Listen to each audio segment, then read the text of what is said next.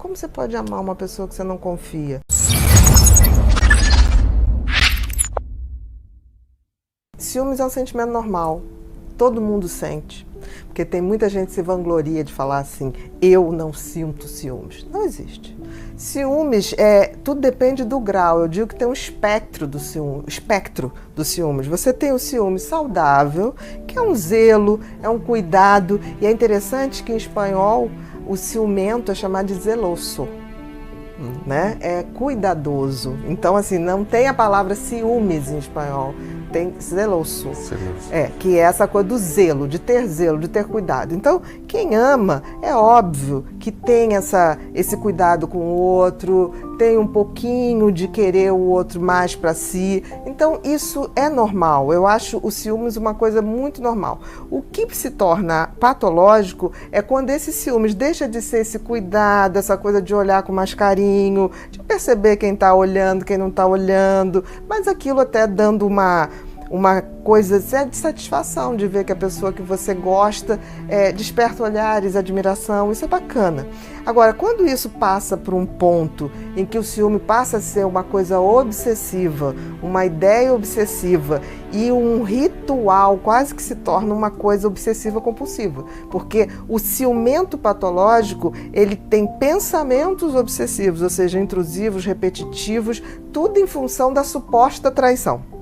De uma traição que o seu parceiro ou sua parceira estariam fazendo. Mas às vezes baseado em nada.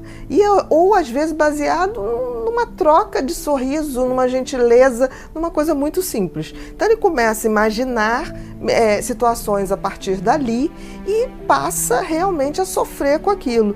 E começa num mecanismo de ações quase ritualizadas de controle. O ciúmes não é uma característica de um determinado tipo de personalidade. O ciúmes é uma característica de um sentimento humano. Exatamente, a gente tem que parar com isso. Talvez a personalidade borderline tenha uma intensidade maior de ciúmes e tenda a ter um ciúme patológico por conta da estrutura. Naquela questão dele não se sentir inteiro, uma pessoa inteira, ele precisa do outro para ser. Então é como se ao ter o ciúmes, ele garantisse que o outro vai ficar sob seu controle, que parte dele não partirá, o que é uma grande ilusão, porque assim, toda vez que uma pessoa deixa de ter um ciúmes saudável e passa a ter um ciúme patológico, ela fica tão obsessiva em relação ao outro que ela acaba sufocando o outro. Então tudo que ela não queria era perder. E ela perde justamente por esse excesso de controle e de querer ter tudo da vida do outro na sua mão. De redes sociais, ela tornou o ciúmes uma coisa muito mais abrangente, né? Porque uma pessoa que começa a entrar no ciúme patológico, em geral, ela tenta ter o controle do celular da pessoa, e que é muito delicado isso, porque assim, é uma privacidade, porque hoje o celular, a gente não pode esquecer que é um computador muito possante, né? Então você tem ali a sua vida profissional, a sua vida afetiva, a sua vida entre amigos, e entrar na sua casa, é como se entrasse no seu universo totalmente. Eu não sou contra que as pessoas possam ter acesso, mas não por uma imposição, por uma simplicidade, porque não tem nada ali para esconder. Agora, quando isso passa a ser uma regra de controle, é muito ruim. Porque o ciúmes, ele parte de uma desconfiança. Então, ele, ao ser alimentado, ele o tempo inteiro está reforçando que eu estou com alguém, mas eu não confio nesse alguém. Como você pode amar uma pessoa que você não confia? Porque confiar não é só o fato de você trair ou ser traída. O confiar é a pessoa que eu confio para dividir minha vida, que vai me dar a mão quando eu precisar, que vai me dar força quando eu precisar me levantar. Então, se você não confia, como é que você vai contar com aquela pessoa? O ciúmes, claro que existe. Entre amigos, sim, existe. Mas eu acho assim, que quando é uma amizade verdadeira, a felicidade do outro é maior do que a nossa necessidade de ter o outro tão perto, imediato. E eu costumo dizer assim, o amigo é o amor sem sexo. Então, assim, não tem posse. Não deveria ter.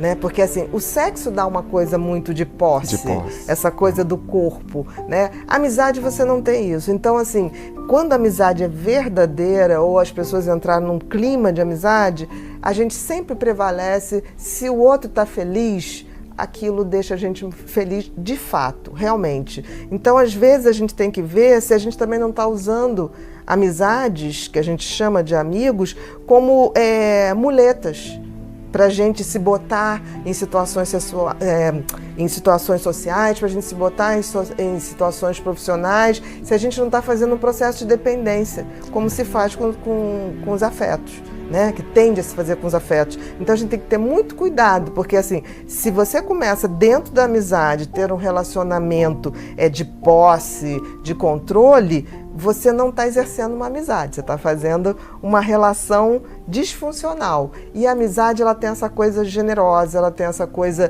de se meu amigo está bem, ok, está limpo. É muito comum ciúmes entre irmãos. É muito comum, né? Sempre achar que o outro irmão é mais amado, aquele outro filho é mais valorizado. E eu acho que talvez o núcleo familiar e principalmente a relação entre irmãos é onde nascem as verdadeiras amizades, ou deveria nascer. E aí eu acho que isso tem a ver também como os pais colocam a questão da irmandade. Não se compara filho, não se compara primos, não se compara parentes. Então, assim, eu acho que uma família que tende a aceitar as pessoas como elas são, respeito e pôr limites também, porque essa é a função da família, ela tende a trazer essa coisa de amizade. Eu acho que as famílias, elas tendem a ter muitos conflitos e muitas manifestações de ciúmes, porque existe uma tendência na família a estar sempre se comparando parentes, como se fosse assim, você tem que ser que nem o seu primo, você tem que ser que nem seu tio, quando as pessoas têm que ser o que elas são, o que elas nasceram. As pessoas nasceram inteiras, nós somos seres inteiros, prontos para ser exercidos. E isso em família provoca essa ciumada, esses conflitos que às vezes se tornam incontroláveis, e aí você vê que as famílias não se reúnem mais. Então, assim, a postura talvez de lidar com os ciúmes na família está na essência dos valores dessa família, que é formar pessoas bacanas. Não importa se elas vão para a faculdade tal ou tal. O importante é que elas vão ser aquilo para que elas nasceram para ser, e vai ter o apoio e a admiração de todo mundo. Eu vou me colocar no lugar das pessoas, né? A gente tem muito medo ou vergonha de dizer eu sou ciumento, mas eu sou ciumento dentro de uma normalidade. Eu posso dizer que eu sou ciumento. Todos somos. Ciúmes é um sentimento normal. Todo mundo sente. Porque tem muita gente que se vangloria de falar assim, eu não sinto ciúmes. Não existe.